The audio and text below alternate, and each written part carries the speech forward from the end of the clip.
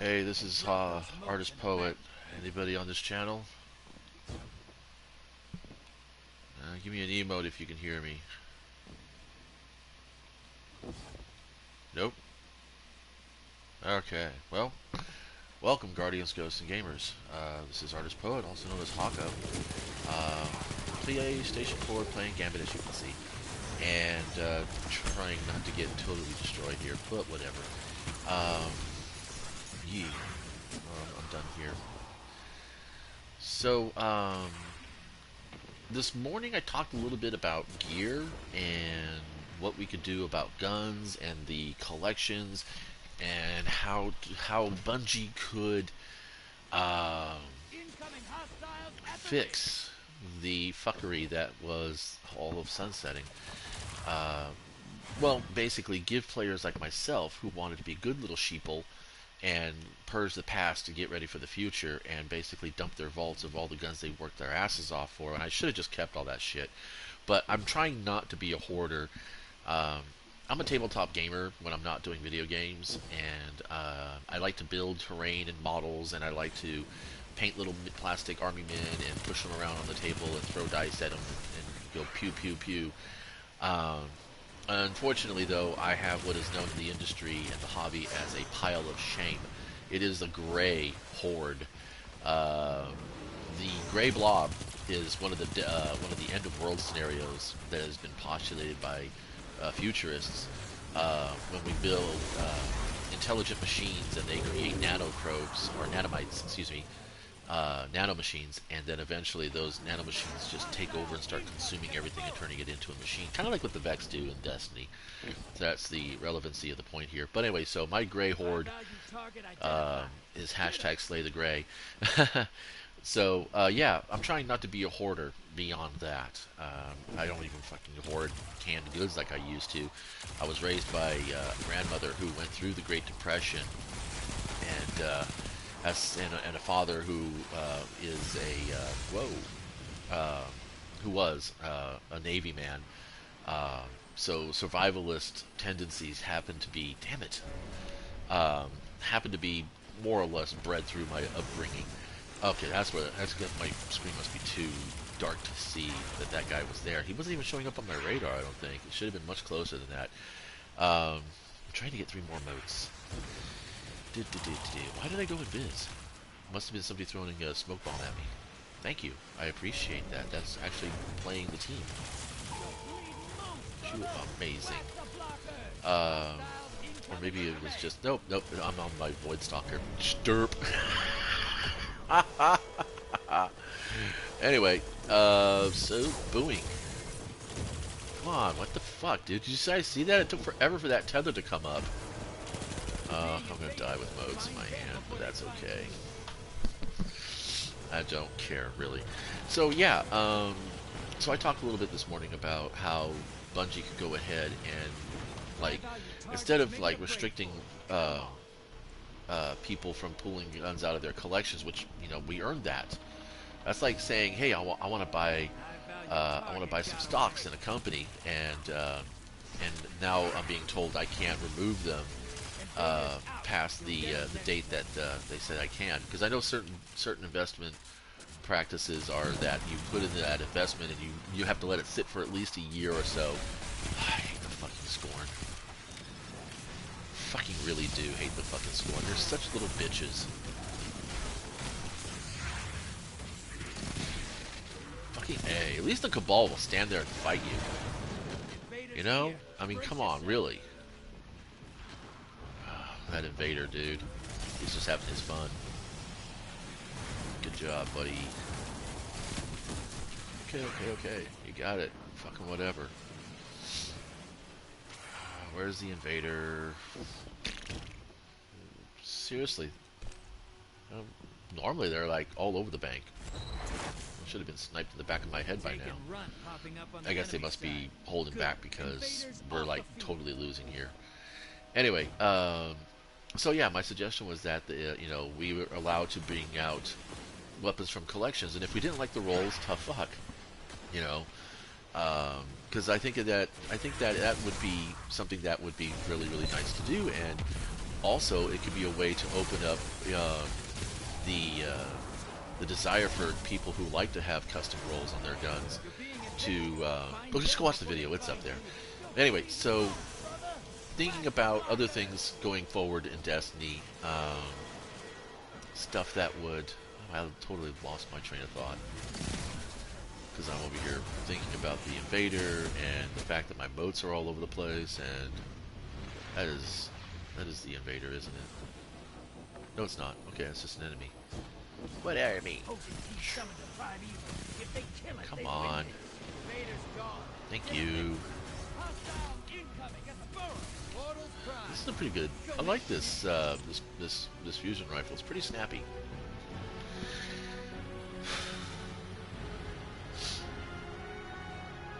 Your allies invaded.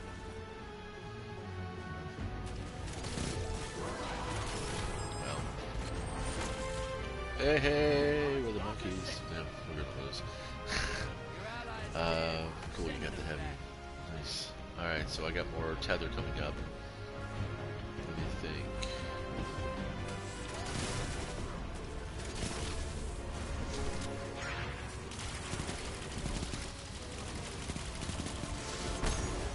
Nope.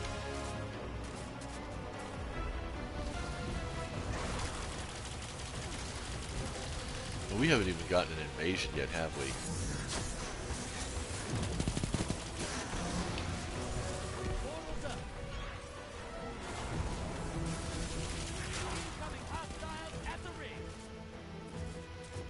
Huh.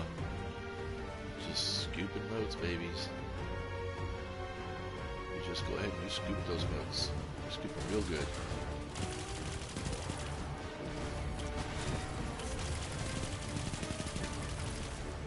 Go ahead. Come on, man. You want to be the desperate? Go for it. Just don't die with him. Oh, he's gonna die with him.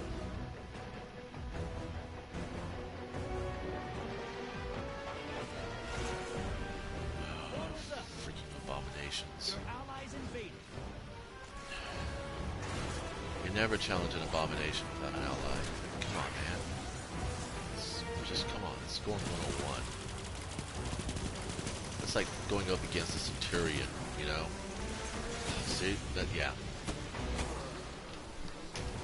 Scoring a better team play. It's a fucking AI, too. That's the embarrassing part. We're supposed to be the high brain ones here. The AI of the Scorn is more fucking coordinated than we are. That's just silly. You know what? I don't feel like it. I'm not going to take the power ammo. But, yeah, there was something else I wanted to talk about other than what I talked about this morning, but I totally lost my train of thought because I started playing Gambit. Yeah, okay, I guess. Well, that, damn. Seriously? I'm not just sitting here on tissue paper, guys. That's pretty good resilience. I should have been able to endure that. What if there's like hidden skulls or something in the game? It's like, you know, this match you're more susceptible to damage from Scorn. Oh, by the way, bad news, you're facing Scorn. Right, I'm PB fucking R, and the guy's gonna make me throw the smoke grenade instead of punching him, which is what I wanted to do. There you go. You know, you can fix that shit. Make every melee a charged melee if it's a fucking charged melee, whether you're fucking point blank or not. Okay? Just, you know, making that happen. Making that happen, homies. Come on, hurry up and finish this damn match. Well, dang it, I can't remember what I was going to say something about. It had something to do with characters. Oh, that's what it was. Yeah. Okay, so Bungie's been talking about how they're working on a new IP, and some people have been speculating that that might actually be their esport platform. Called Matter is the working title, I think. And I started thinking to myself, you know, back in the 80s and 90s when I was really big into playing tabletop RPGs, well, back then they were just called role-playing games. We didn't have to call them tabletop RPGs because there was no actual any other RPG out there. In video games, side-scrolling adventure games weren't really called RPGs until later in the 90s, around the early 2000s, when there was actually, rollable stats for your character in the game. So, I mean, I love the Zelda series. Don't get me wrong. Please don't misinterpret what I'm about to say, but I don't consider Zelda, any of the Zelda stuff, an RPG. That's like calling Super Mario Brothers an RPG. Okay, it's kind of really not. There's not anything really you could do to manipulate your Link is going to be the same as my Link. Really, it's going to be the same. And for a game to qualify to me as an RPG, that means that my Link would be different than your Link. And I may not even want to play Link. Maybe I want to play Zelda. Maybe I want to play, you know, Smitty McBoogerbeard. That's an RPG. Skyrim, Elder Scrolls, those were the first real RPGs, video game RPGs. So they should be called VG RPGs. Now we have MMO RPGs, which are massive multiplayer online RPGs, or ORPGs, which is online RPGs. Uh, yeah, so back in, like I said, I digress once again. Back in the 80s and 90s, when I used to play a lot of tabletop RPGs, there was a system that was made by R. Talzorian where they all interlocked. The games could all interlock. You could take a character from one system and put it into another system. And Steve Jackson did his own generic universal role playing system, which is called GURPS. You may have heard of it. Uh, and in GURPS, it was a generic role-playing system in such that you had a standard framework of rules that covered pretty much all the genres from sword and sandal all the way up through high fantasy into contemporary, up into modern, and then into sci-fi. And then, of course, this whole cyberpunk, steampunk kind of genre that started evolving around in that early years. Uh, and a lot of game systems, try to do that, where you have a character in one setting that you can bring that character to another setting, and they can actually interact and play and evolve in that setting, and then come back to the old setting. Now, as far as I understand with what's going on in video gaming, I don't think there's anything that's like that. I think the one and only game that I ever played where if you had progress in the first game, when you got the sequel, you could carry that progress over. And I'm pretty sure that was Armored Core. Because the mechanics were all more or less the same. The second game was just like an extended missions pack. It did have its own primary campaign in it, but if you had played through the first game, you got credit towards your character or towards your mech build in the next game. And I think that was Armored Core. I might be mistaken. I don't know.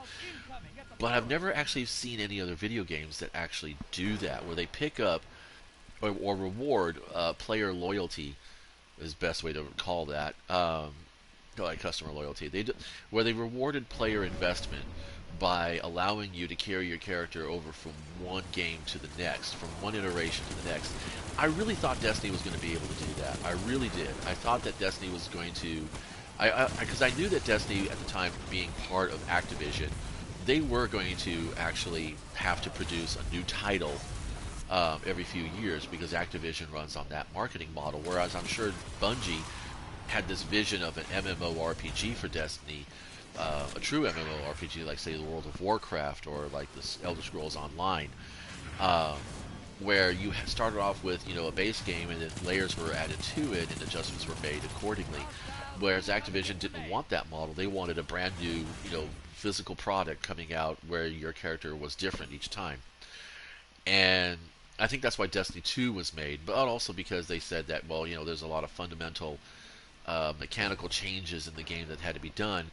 Not to mention the power creep had gotten so bloated, and things were so unwieldy. I mean, it got to the point towards the end of Destiny 1 where a buddy of ours was actually offering flawless raid runs on Crota's End so that we could get the final trophy that we were all trying to get, which was going flawless.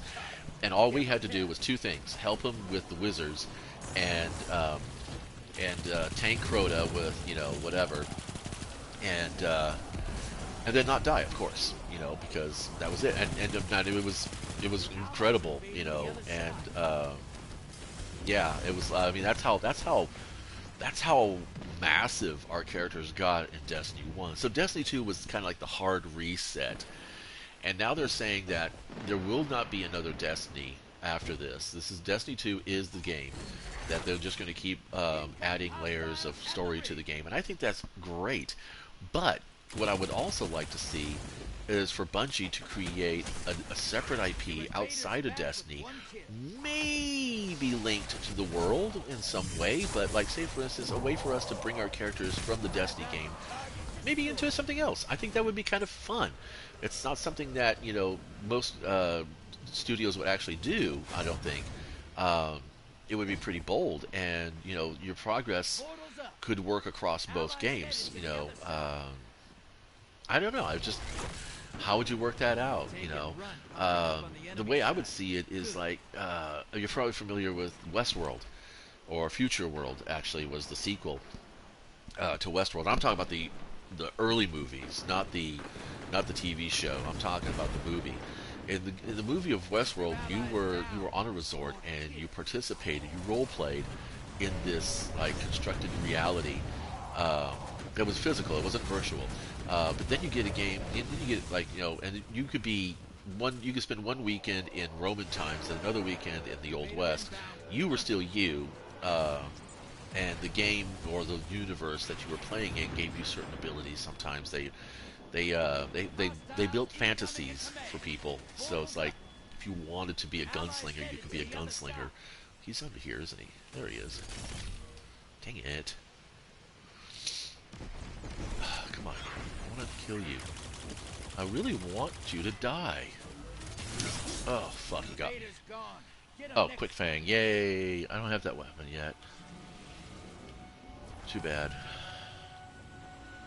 So I just think it might be kind of fun, if Destiny was would allow players, really, if they created another IP, allow us to take our accounts into that game,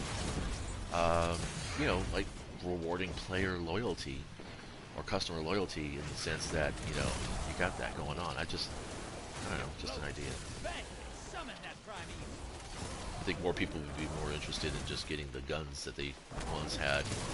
Come on. There we go.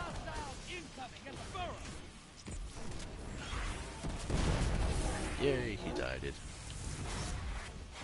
Oh, I don't have enough. Let's try to see if I can get 3 more. I didn't even pick up the bounties for this stupid match. But that's okay, I'm not playing Gambit for the bounties. Actually, I do actually have fun playing Gambit. It can be a little weird and toxic at times, but, that is what it is.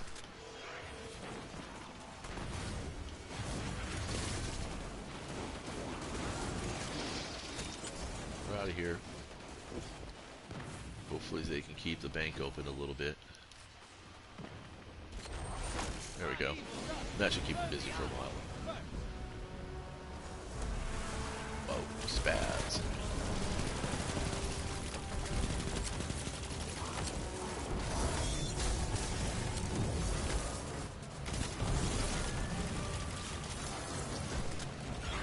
Tether doesn't reach all the way over here again. Man, I can remember when firing the tether right here was enough to like catch everything on the platform. They just keep nerfing down objects. It's just really, really annoying.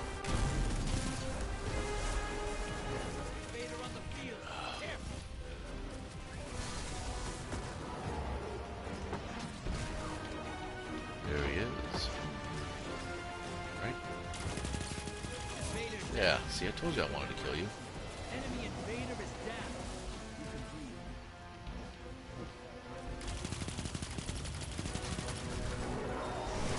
No paralyzer. We're only on Prime. When it gets to Primeval Slayer 3, I'm going to pop up with the heavy. There's no point in wasting rounds right now. There it is. Oh, wow. Uh-huh. Now we can go for it. Find them before they find you. I'm not here anymore. Why are you shooting at me, fucker?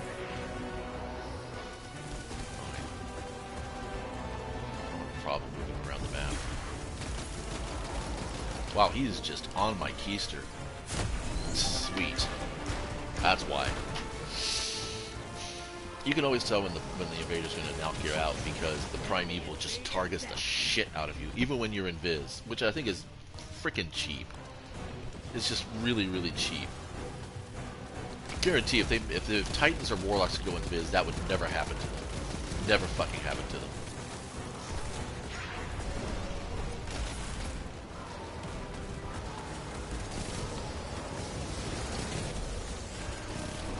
And I'm trying to play this match straight up without the fucking malfeasance, you know, because I don't want people fucking getting all salty and shit, but fuck it, man. It's gonna be a fucking joker to me. I'm gonna go ahead and freaking break the malfeasance. Alright, okay, that's it. That's it. Oh, see, now I gotta do it. I'm sorry. As soon as I'm up. And good, now I can invade them. Another invader. Jesus.